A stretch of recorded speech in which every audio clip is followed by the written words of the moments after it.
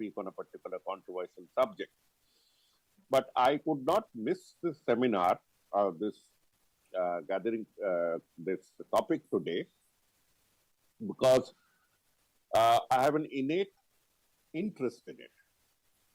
You see, born in a casteist society, I have seen for myself how much of social disrespect is shown to the backward classes, whether they be other backward, most backward, Dalit, or whatever. This is the point on which I'm from social anthropology, and this is the point on which I would harp the most. I'm sure there are enough political leaders who can think of the stratagems of political reservations.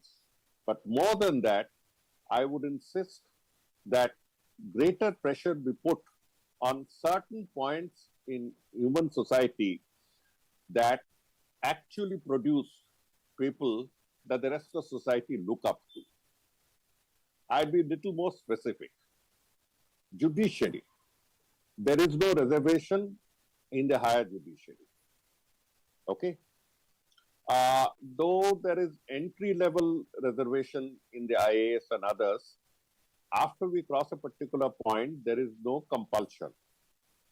They do take people from other communities as a matter of quota.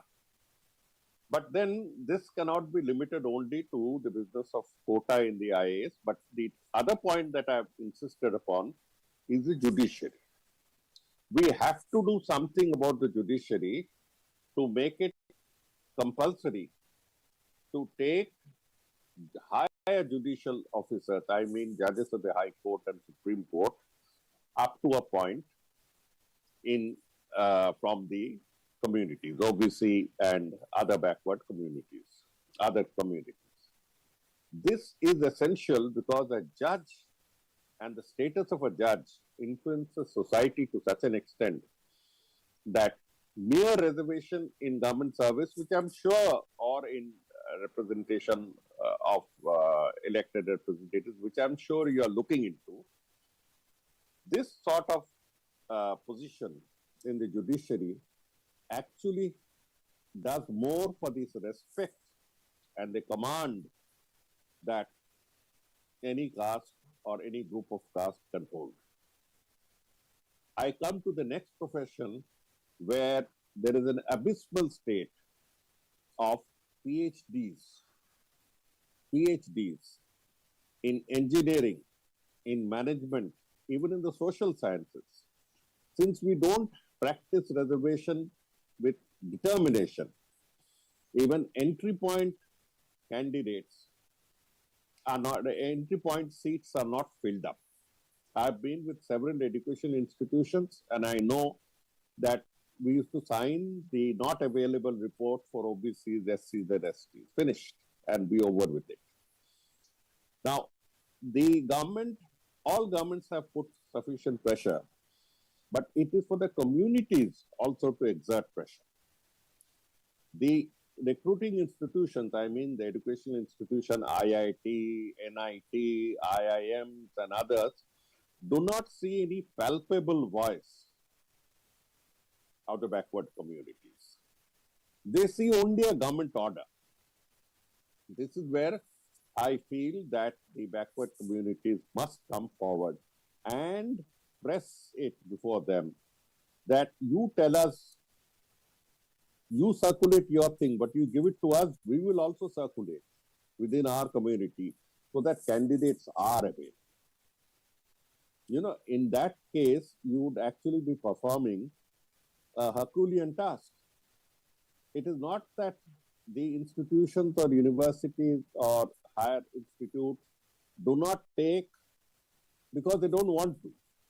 There is an element of that, but really the information link with eligible candidates is missing.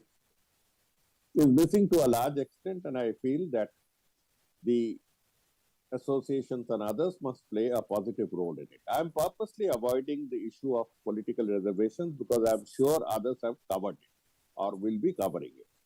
I'm sticking to areas where I feel social respect, social standing, which is essential for any community to rise beyond the point, is maintained. I have referred purposely to judiciary and to education. We cannot have it in the form of arts, in the sense that in the performing or creative arts, there is no such benefit available, real benefit available. So I'll stick only to higher education. I'll stick only to higher judiciary, and request you to rethink your strategies and to come up with policies where these posts that are available to them in one sector as a matter of right, but are not being filled year after year, for 30, 40 years, if they're not being filled. And the other, where we need to create a space. The judiciary must understand that they have a compulsion to be in tandem with society. I don't want to get into statistics to tell you how many really upper caste people from the highest communities are completely overrepresented. This is not a deliberate strategy. It is the result of centuries of economic and social extra benefits. Now, time has come for us to make this abundantly clear that we as political parties, we must be seen to be with them not only on paper, not only on political demand, but also in social demand. It's the social level that matters the most. That is all that I have to say. And I thank you for having invited me for a few words. My party, the All India Trinamool Congress, believes in a completely casteless, secular society. We have amongst us the most backward and Dalit people of Bengal and certain other places, and we have stood by them. In the last election, assembly election, Mr. Modi tried his best to bring in casteism into Bengal by bringing up SCs, STs, OBCs, and many other issues. But people of Bengal did not respond. We carry them with us, and if they have any problems, in many cases, the level of representation of women is as close as to their natural reservation level, that is 50%, sometimes even above 50%. Similarly, in areas where other reservations are called for, socio-economic reservations are called for, we try our best. We try our best. With these words, I thank you once again for calling me, and I really wish you all the very best. Let me know if I can be of any service. Thank you. Thank you, sir.